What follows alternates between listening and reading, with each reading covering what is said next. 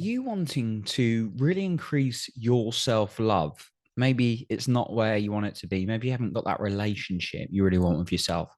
I've certainly been there. And it's something I can always build on. But today, I wanted to share with you how I've really built self-love with a method called the inner child process.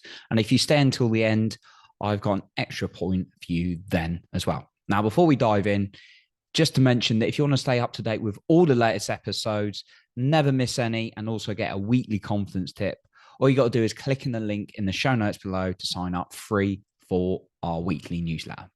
Okay, so the inner child work. It was a hugely powerful concept I came across in 2020, first of all. This is when I was first introduced to it. I remember I was on a workshop. Actually, just to give a bit of context before I went on the workshop, and where I was with my personal growth.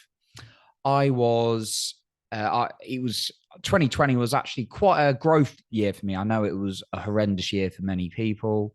And for me, I had a job. I was very fortunate to still have a job. Yet I found real time to work on my personal growth, and I'd had some real challenges in 2019, both personal and professional, that really impacted my mental health. And that's when I decided to really work on my self-esteem and confidence. And that's where I started sharing this podcast, all my stories and all my guidance that's helped me through things. And it's always something I'm working on. There's like no end point where your self-esteem and confidence is 100 and everything. That's not. I think that's impossible for anyone.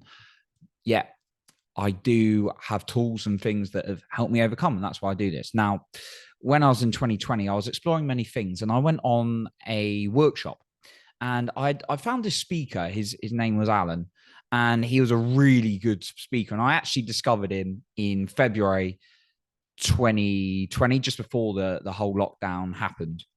The whole pandemic really kicked off. I remember seeing him speak at an event. I thought, this guy's awesome. So I followed him on Instagram. And then I saw, whilst we are in the lockdown, he had an event on. And it was around June or July, I seem to remember. And he introduced me. He was doing a big workshop. He was a great guy. He is a Tony Robbins trainer, and he has a lot of great stories. A fantastic speaker. And he introduced us to a tool called the inner child process. Now, he's not the one who invented it. There's many, many people talk about it. I discovered after then. And I found it fundamental to the work I've been doing in the last 6 months, absolutely key. And that's why I wanted to really share how it's helped me in my self-love. And there are days when, admittedly, I don't feel like my self-love's is where I want it to be. And that's okay, as long as I'm in a process and I can acknowledge and have the right intention to give myself the self-love. I think that's important. I don't want to sit on this podcast and tell you I'm in love with myself. I've got hugely high self-esteem all the time, because that's just not true. Right. I want to be real. Right. So this has been fundamental. I am the majority of the time a lot more confident and loving of myself than I used to be a few years ago, 100%. And that's why I share my journey. Yet this tool was the inner child process, and it's a real great way to connect with yourself. And like I say, it's something that I discovered in 2020 and I didn't use for a while, and I've really utilized it recently. And what it is, it's really about imagining there's a 3, 4, 5-year-old within you. Now, I've touched on this as the odd tip sometimes in other podcast episodes, but I wanted to do a full one today. Imagine you're talking the 3-year-old, but let's say it's the 3-year-old version of you, and you talk to them the way perhaps you talk to yourself now. Now, I know from speaking to many people, it's not an ideal way of speaking to ourselves. I know from my own experience as well. Sometimes we say what an idiot like I am, or what a muppet, or how could I be so stupid? I'm a loser, whatever. I've heard all those kind of things people describe themselves as, and I've described myself. And one thing I've learned from one of my coaches that I'm working very closely with in somatic and purpose work is to be very intentional with your language. That's really key. So imagine you talking to the 3-year-old version of you. Would you say those things to that 3-year-old?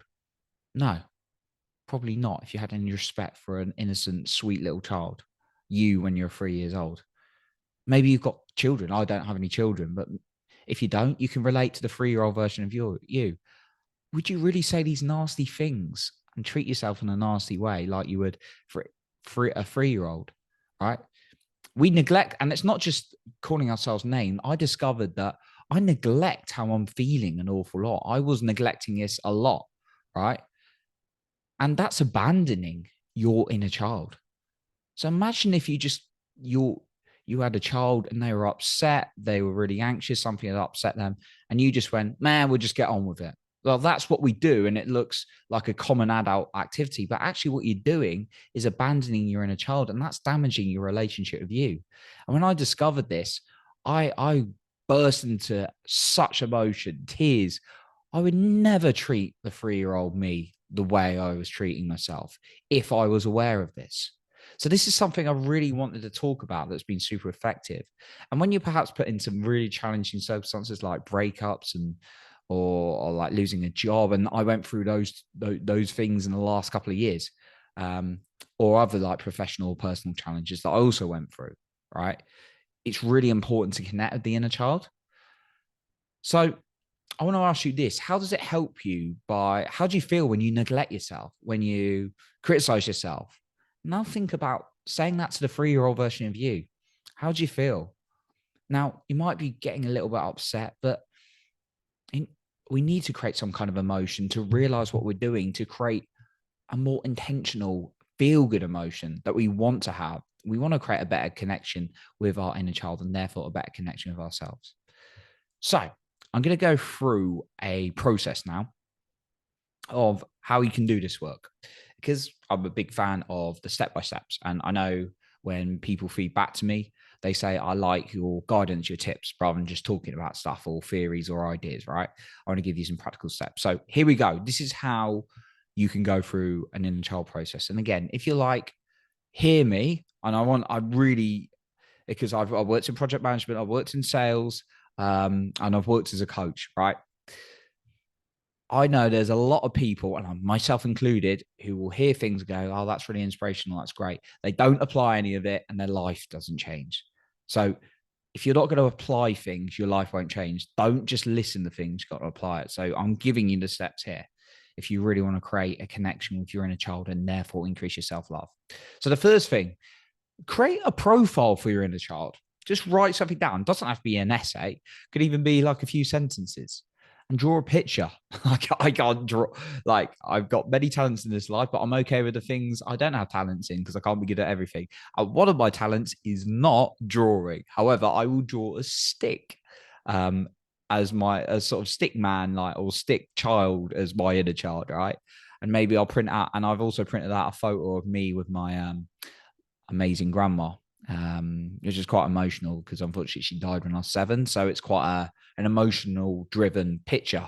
So it really, I connect to like the 3-year-old version of me. So then you've got a profile, you've got someone to connect to rather than just like thin air, right? The second thing, when you've got that picture, you've drawn a picture, you've printed out a picture, find a quiet space. Find somewhere away from devices, definitely away from devices if you can, ideally. If not, like you really only got one room, etc., just turn them off or unplug them or whatever. And find a quiet space where you can be with you, because you're finding time, good quality time, to connect with that inner child. The third thing, find some emotional music where you feel like it's going to be a really good, because maybe you can relate. There's some music that makes you feel really good. There's some music that makes you feel sad. I tend to listen to like quite emotional music when I connect with my inner child. A real good song is I can never say the word, Hapono. And it's I'm sorry, please forgive me. I love you, thank you. There's also In Dreams is a great song by Jay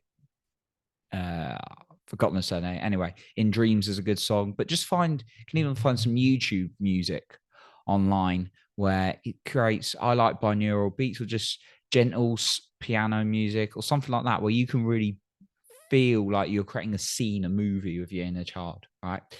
And then the fourth step, ask them what they need. Ask them what they need. What do you need right now? Say, I'm here for you. I'm listening. I'm with you. What do you need? I'm sorry I haven't visited you for a long time, but I'm really here for you. What do you need? And I would suggest doing this very regularly. Like when I say regularly, like every single day, I make sure I give myself 5 minutes. I'm in the process of 5 minutes a day of connecting with my inner child.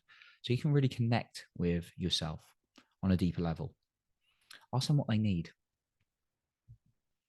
And then write down any insights you get and do something. Like if they're like, I really want to go out and have fun, go out and maybe you got something straight after, but schedule some time for fun. Maybe say, okay, we like you're their parent. Okay, look, I've got to go to work. I've got to do this.